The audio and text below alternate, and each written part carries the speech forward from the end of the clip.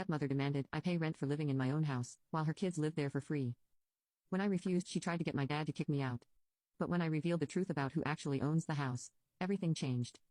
I've lived with my dad for as long as I can remember.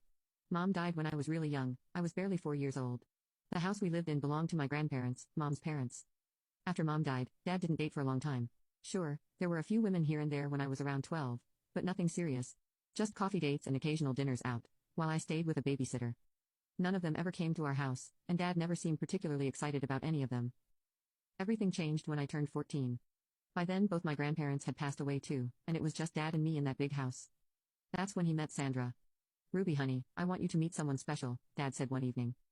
He had this nervous smile on his face that I'd never seen before. "This is Sandra." Sandra was tall and elegant, with perfectly styled blonde hair and manicured nails. But what caught my attention were the two people standing behind her. "These are my children," Sandra said with a practiced smile.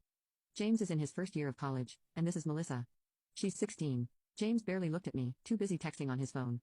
Melissa, though, she made eye contact all right. Later that same day, she cornered me in the kitchen. "Look," she said, crossing her arms. "Just because our parents are dating, doesn't make us sisters or friends or whatever. Let's keep our distance, okay?" Things moved fast after that. Within 6 months, Dad and Sandra were married, and they all moved into our house. It was weird how quickly our spacious home suddenly felt cramped. James took over the guest room, Melissa got the study that we converted into a bedroom, and Sandra's stuff seemed to multiply overnight, filling every available space. The bathroom situation became a nightmare. Either Sandra was in there doing her hour-long beauty routine, or Melissa was hogging it for her endless selfie sessions.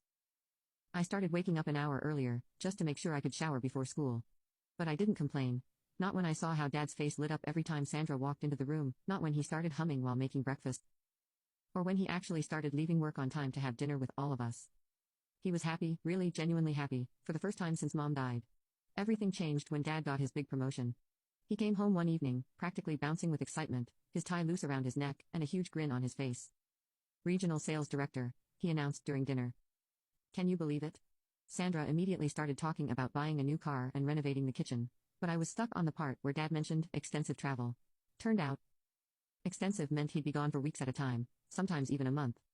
The first time Dad left for a business trip, the change in Sandra was like a switch being flipped. The moment his car pulled out of the driveway, she turned to me with this look I'd never seen before. "Ruby," she said, her voice stern, "we need to establish some ground rules while your father is away." Those ground rules turned out to be a long list of chores and restrictions. I had to be home by 4:30 p.m. sharp.